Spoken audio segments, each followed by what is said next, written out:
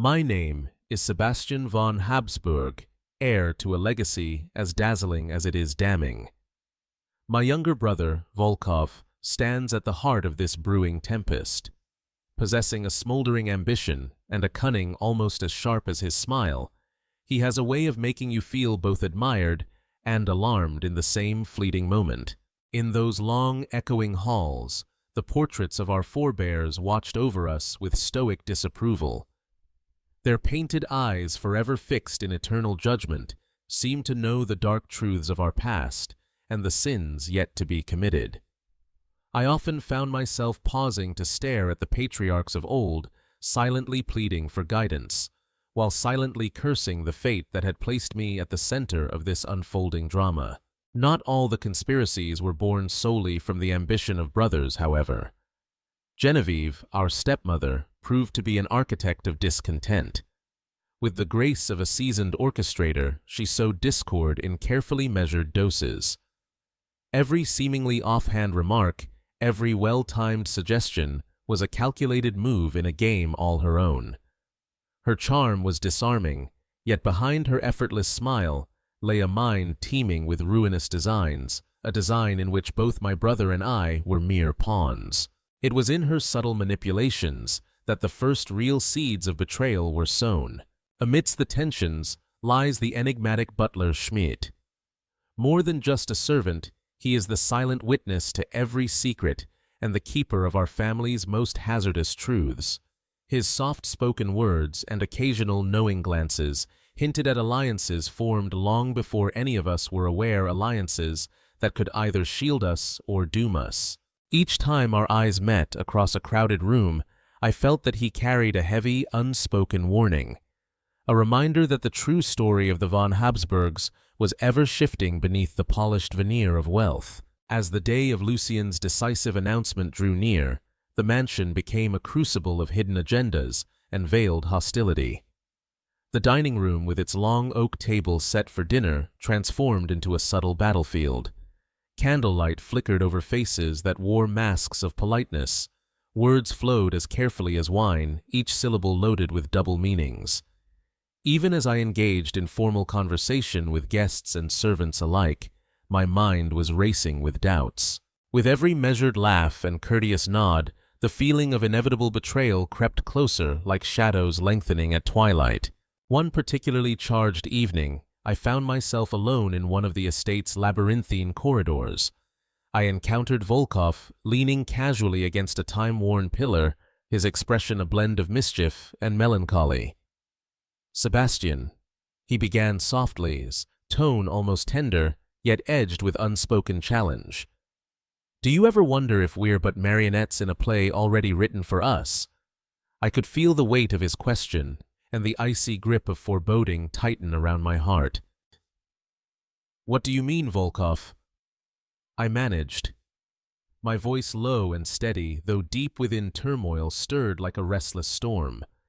The silence that followed was charged with secrets too dangerous to unveil a delicate prelude to the unraveling of all we held dear. Late that night, locked away in the solitude of my study, I pored over a bundle of mysterious letters delivered by a faceless courier. The script was elegant, yet laced with hidden threats, hinting at betrayals that extended far beyond the petty squabbles of sibling rivalry. As I read, the soft lamplight flickered against the dark wood panels, and the shadows on the walls seemed to whisper of confessions too damning to speak aloud. In that solitary moment, I felt an overwhelming sense of forewarning. The man I had idolized as the keeper of our family's honor was on the verge of being eclipsed by darkness, by ambition too fierce to withstand the truth. Standing once again on the veranda the following morning, I gazed out at the vast garden. The serene landscape, with its meticulously trimmed hedges and sparkling fountains, offered a stark contrast to the turbulent undercurrent surging within our family. It was a landscape designed to evoke the calm of order, yet every blade of grass and every flower seemed to tremble in anticipation of the inevitable collapse of our carefully constructed facade. In that fleeting moment, I realized that the legacy entrusted to me was ensnared in a fragile balance, a balance that could shatter with a single act of betrayal. As I turned from the garden back toward the mansion's grand doors, the enormity of what lay ahead pressed down upon me.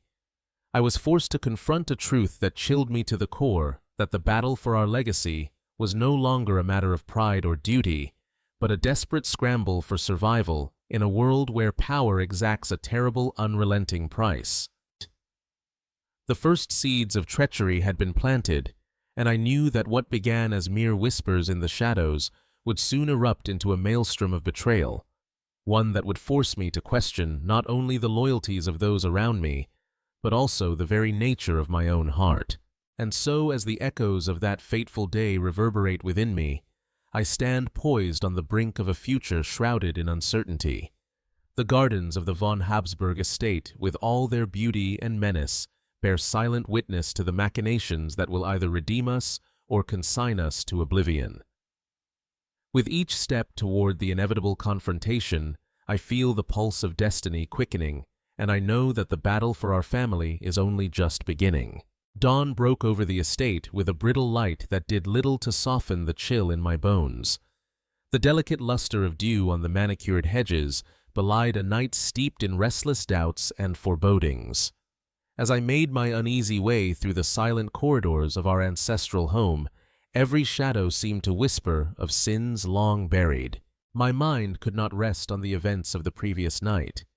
The whispered warnings, the furtive glances of those who knew more than they ever let on, and that lingering question from Volkov, an invitation to confront fate.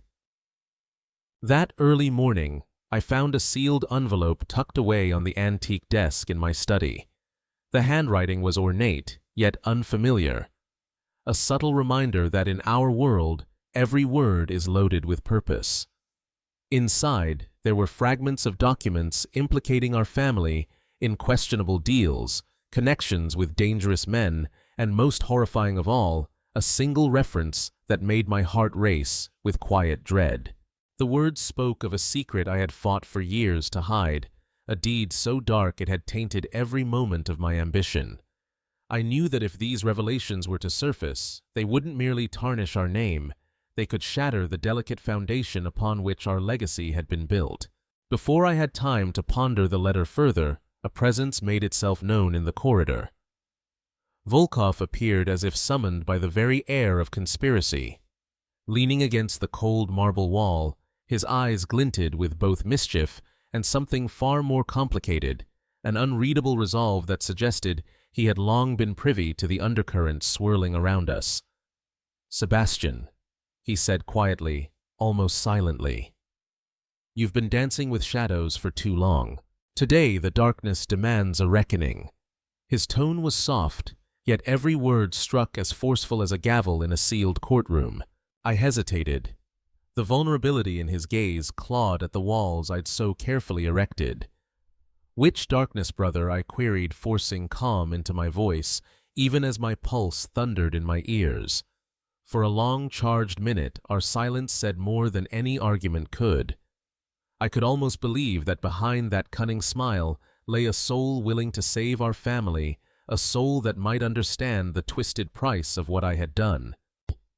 As the day wore on, the undercurrents of betrayal surged to fever pitch. At a lavish luncheon in the grand dining hall, a room that under ordinary circumstances exuded timeless elegance, every smile, every cordial greeting seemed laced with secret codes. Genevieve, our stepmother and the silent architect of the feud, moved like a specter among us. Her eyes, seemingly benign, flickered with dangerous intent as she whispered subtle suggestions into the ears of influential guests. Even father, whose weathered face now bore the strains of aging, seemed resigned to the inevitable discord tearing our lineage apart. The air was thick with unsaid threats, and every glance felt like a loaded challenge. In that oppressive heat of duplicity, I met secretly with Dubois, our unexpected, enigmatic ally. A distant cousin with business acumen and keen insight, Dubois had long been hesitant to embroil himself in family politics. Yet he had reached out discreetly, urging me to consider that forces beyond our blood feud were at work. In the dim light of an off-kitchen room, he confided Sebastian, Our family's fortunes are slipping into a mire of external manipulation.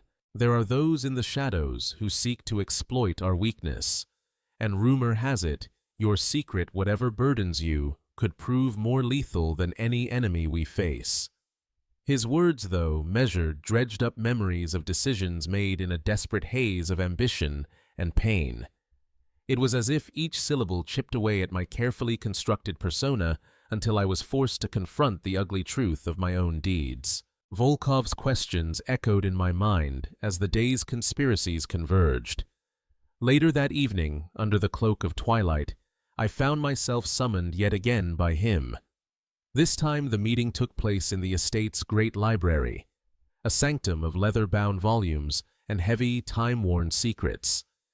As I stepped inside, candlelight danced upon ancient portraits, their eyes seemingly jeering at my torment.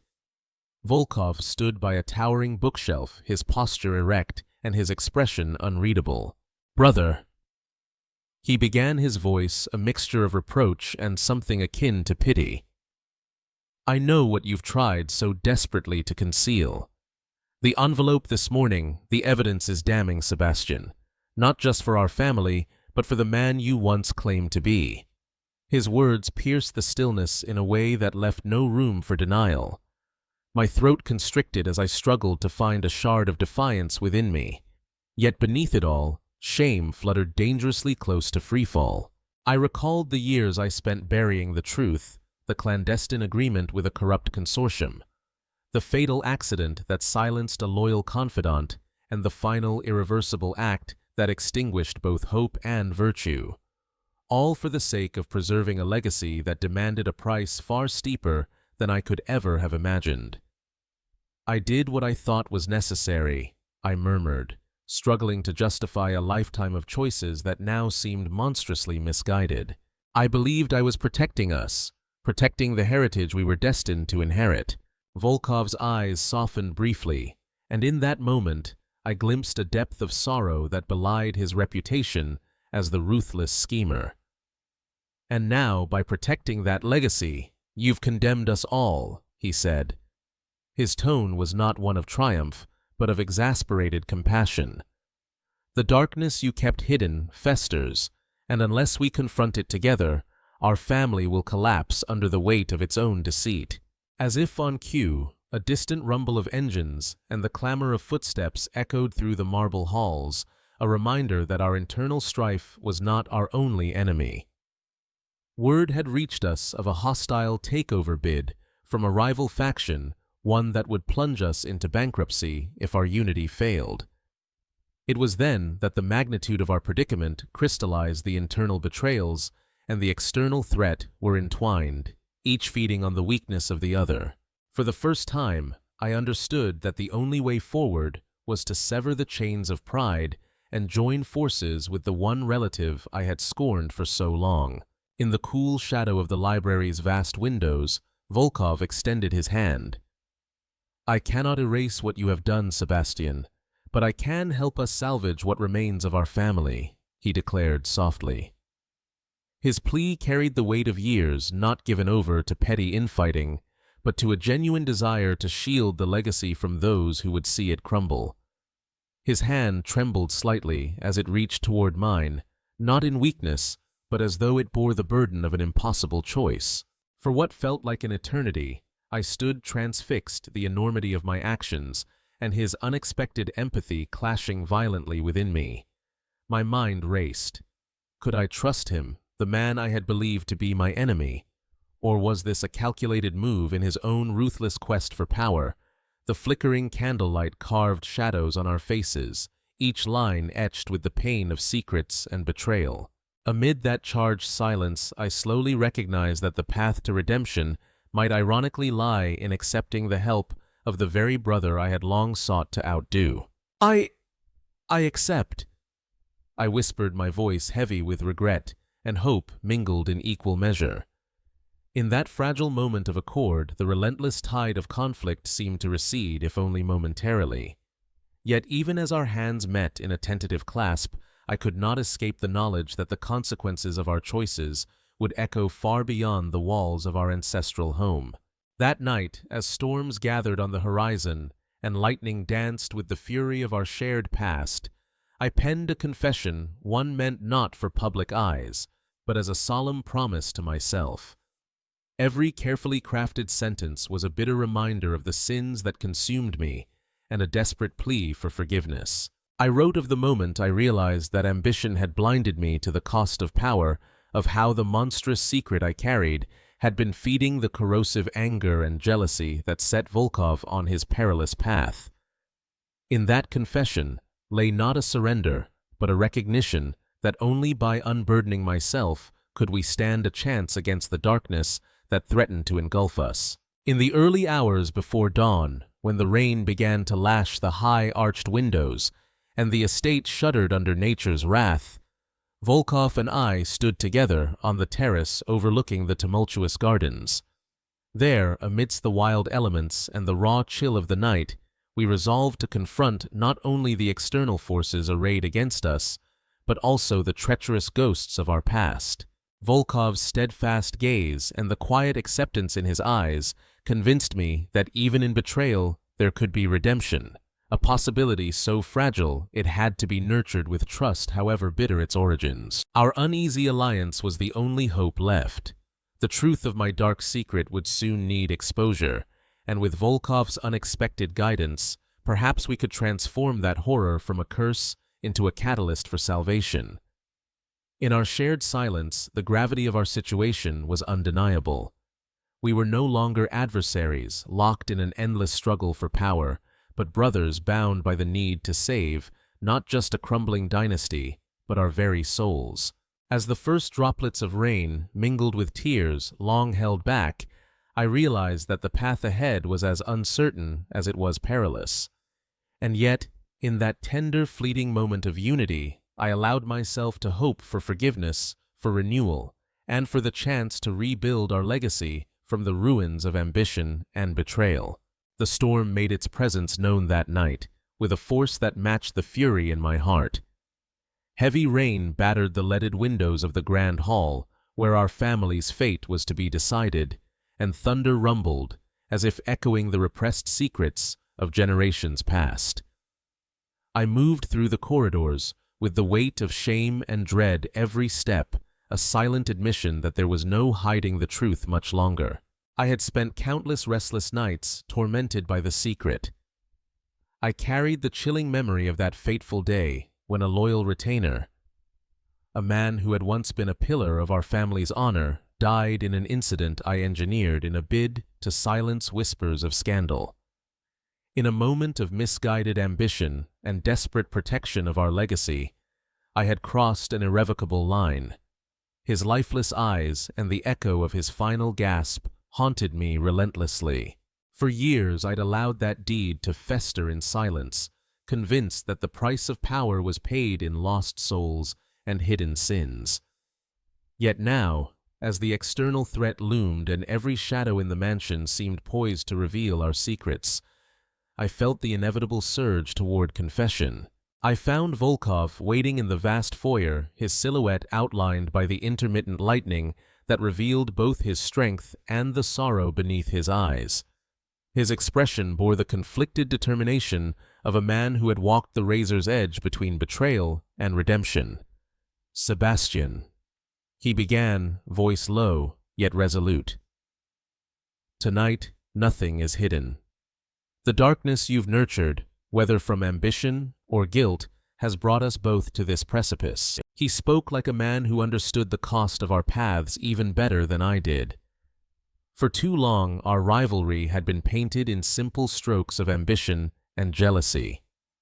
But tonight, amidst the tempest and trembling candlelight, we were forced to confront the monstrous truths that lay entangled in our souls. As the distant clamor of an approaching force, our external enemy poised to exploit our internal chasms, grew louder, Volkov's gaze softened. "I know about your secret brother," he said, his tone neither accusatory nor triumphant, but laden with heartbreaking empathy. "I know the guilt that weighs upon you every waking moment. I knew long before you confessed in your solitary letters that what you did, it changed everything. His words cut through the resounding thunder like shards of ice, and I could feel tears welling despite the anger and fear that surged within me. I fought for control as emotions welled up, trying desperately to hide the tremor in my voice. I did it to protect us, to preserve our legacy. I believed that one sacrifice would keep our name unblemished, that the cost was justified by the security it provided. The words tasted of bitter regret and twisted rationalization, echoing in a vast hall that had witnessed countless confessions and power struggles before. Volkov shook his head slowly. Protection built on lies and burdens of murder cannot shield a family from collapse. Sebastian, the truth festers in silence, poisoning us all. But listen well tonight. I choose not the path of retribution against you, but the chance for redemption for us both. In that charged moment, his confession delivered an even greater revelation. While I had hidden my own sins out of fear and greed, he had been safeguarding another's secret, a secret that could tip the balance and rescue our legacy from the impending onslaught. Our eyes locked as the tempest outside crescendoed. What secret? I demanded, my voice raw. Volkov hesitated briefly, then took a slow step closer. Genevieve, he said quietly. Our stepmother, she has been orchestrating the collapse from behind a carefully veiled guise. For years, she's manipulated events to position herself to claim our fortune. She's been in silent collusion with external forces, aligning with mercenaries and unscrupulous financiers who are now poised to seize our assets the moment the family's unity falters. The revelation struck me like a physical blow. For so long I had regarded her as a cunning instigator, one who merely sowed the seeds of discord for her own enrichment. Now I saw that she had played us both, funneling our bruised pride and shattered alliances toward a devastating conclusion. You knew, my voice was a blend of astonishment and despair. Was every betrayal orchestrated to destroy us from within? Volkov's eyes flashed with pain as he met mine. I knew, and I struggled with it every day. I couldn't let her destroy what remains of our family. That's why I acted as the betrayer, why I accrued debts and played the role of the enemy's pawn. It wasn't for power. I did it to gather evidence to expose her treachery and her artful control over those who would tear us apart. I devised a plan, one that could use your secret as leverage if necessary, but never intended for you to bear the burden alone. His hand reached out, trembling as he grasped mine firmly, bridging the physical and emotional chasm that had divided us for years. In the charged silence that followed, the approach of our foes became undeniable. Sounds of heavy boots and harsh orders echoed through the corridors as mercenaries led by the clandestine forces Genevieve had allied herself with prepared to storm the main hall. The time for idle secrets had ended. I knew that my confession and Volkov's plan had to set the stage for a united front. The fragile alliance between us, born of desperation and reluctant forgiveness, was our only hope. We must act now, Volkov insisted, breaking the silence with urgency. If we reveal her deeds and your confession to Father and to the world, we may yet stave off this assault. But we must decide who leads the charge. The challenge in his tone was gentle yet insistent, as if demanding both accountability and cooperation. My mind raced back to that long-forgotten night by the study's desk, where I had scrawled my confession with trembling fingers. I realized that the day to face my sins had long passed. Now, with the enemy at our threshold and our family's destiny hanging in the balance, I had to say the unthinkable aloud. "I'll do it," I whispered, voice cracking under the combined weight of guilt and newfound resolve. "I'll step forward, reveal everything. The truth, painful as it may be, is our only salvation." Suddenly, from the shadows of the grand hall, a voice rang out, a refined yet venomous timbre that no one in the room had anticipated. Genevieve emerged, her eyes aglow with a cold, calculating brilliance as lightning illuminated her features. "So the prodigal sons return," she sneered. "I must commend you both for your performance, each of you playing your parts so beautifully. But do you really believe that truth and confession can stop what is inevitable?" Her gaze swept over us with disdain, as if the veneer of our unity was but a temporary diversion in a plan already set in motion. For a heartbeat, fear constricted my chest like a vice. Yet as I met Genevieve's cold gaze, I recognized a truth within her arrogance.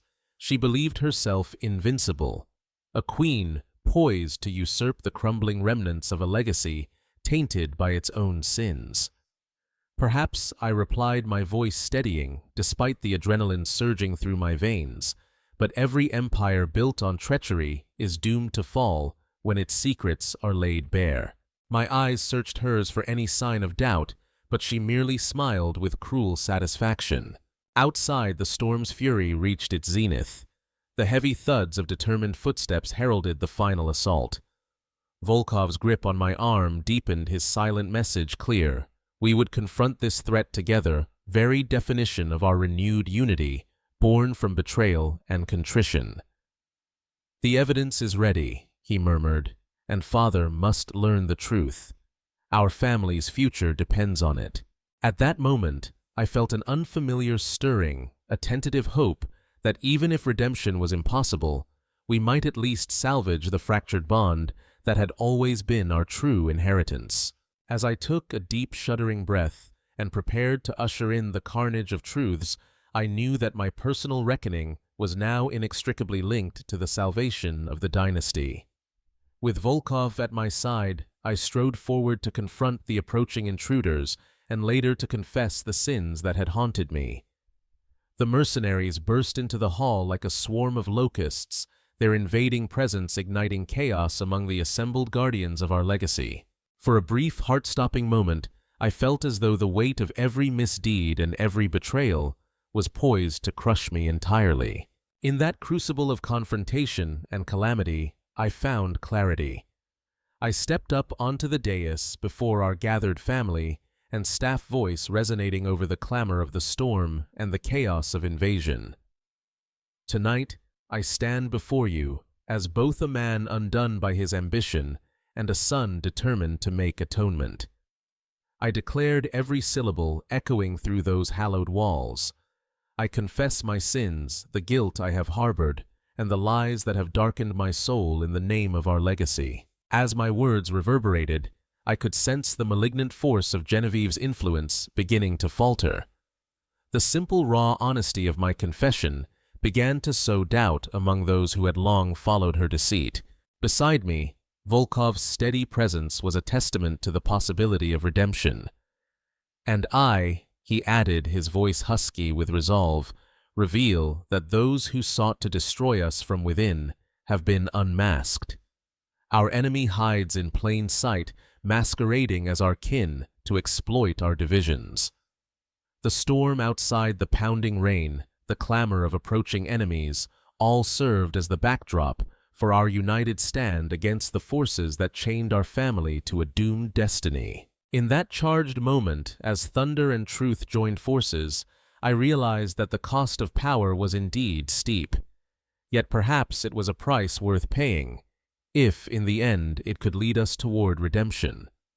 Our secrets, laid bare in the flickering candlelight of that battle-worn hall, became the tools with which we could rebuild not an empire of lies, but a future governed by honesty, sacrifice, and ultimately a love for what made us family. As the chaos receded into a fragile quiet, and I felt the storm outside begin to yield, I made a silent vow to never again let ambition blind me to the sanctity of trust and forgiveness. Whether history would remember us as heroes or as sinners did not matter. What mattered was that in our darkest hour, we chose truth over treachery, unity over division. And in that choice, the price of our past misdeeds transformed from a curse into the very catalyst that might save us all. When the storm finally retreated, its heavy curtains lifted to reveal a dawn cloaked in both mist and melancholy. I awoke to the echo of a long-forgotten silence. The grand hall, once a stage for our confessions and clashing ambitions, lying in subdued disarray. Broken chandeliers hung like fallen memories, scattered papers and charred candle stubs testified to the chaos wrought upon our legacy. I stood in that quiet aftermath, my heart a tumult of remorse and a cautious hope. I could sense that something within me had changed irrevocably. I joined Volkov in the halls where the battle had been waged, not only against mercenaries, but against the fester of internal betrayal. With our external foes forced into retreat by a united front of loyal staff and battered but unbowed guardians, we now turned inward. Our family, battered by the tempest of treachery, now awaited its reckoning. I could see Father Lucien sitting in a secluded alcove, his normally commanding presence softened by grief and relief, a man who had weathered innumerable storms and whose tear-streaked face revealed a timeless sorrow. I approached him, every step forked by the weight of our renewed unity and by the sins of my past. "Father," I started, voice unsteady, yet determined. The night's tumult has stripped away every pretense we held dear. I can no longer hide the truth that has chained me to ambitions I once thought noble. My confession from hours earlier, broadcast before our kin and enemies alike, had laid the foundation for what might yet be redemption. But now the silence asked for more than words, it demanded actions. Lucien's eyes, clouded with regret, met mine. "Sebastian, my son," he murmured, his voice weathered by decades of secrets and betrayals. "Your admission has unburdened a truth we have long lived in denial. The legacy of our family, marred by ambition and guilt, now trembles on the edge of destruction and rebirth. You must know that redemption, if it is to be realized, requires more than confession. It demands sacrifice, honesty, and unwavering resolve." At that moment, I recalled every painful detail, the clandestine deals, the fatal incident I had engineered to silence dissent, and the dark pact that stained our lineage with guilt. I felt Volkov's steady presence at my side, a reminder that even if we had trodden separate bitter paths, our shared history and mutual remorse had finally brought us together. Before we could speak further, a commotion stirred at the mansion's grand doorway. In the chaos of our unification, Genevieve, the silver-tongued architect of our downfall, attempted one final gambit.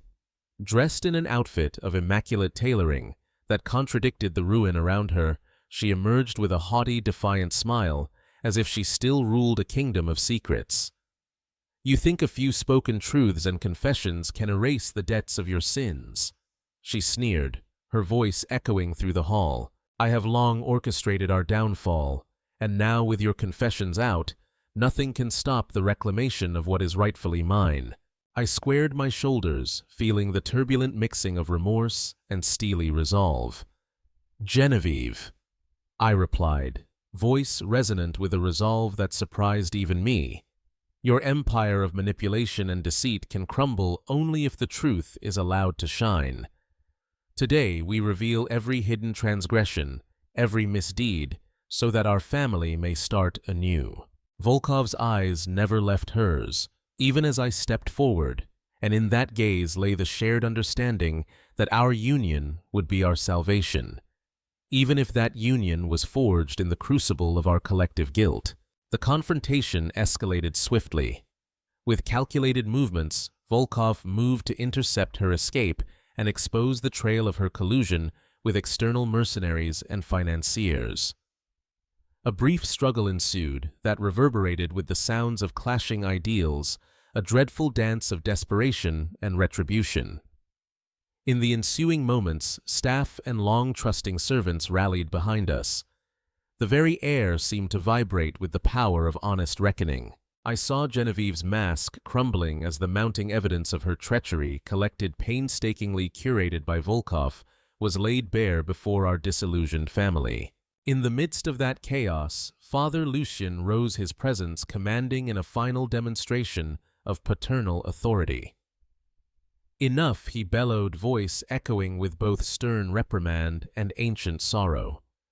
Genevieve, you have poisoned these halls with ambition too long. Now you must answer for every deceit, every act of malice." The words, simple and laden with irrefutable gravity, silenced the remaining echoes of dissent. Genevieve, the once invincible puppeteer, fell to her knees amid the ruins of her scheming, a quiet surrender to the inevitable power of truth. Afterward, as our family came together in a fragile circle of unity and mutual understanding, I felt that hope, though faint, had been kindled anew.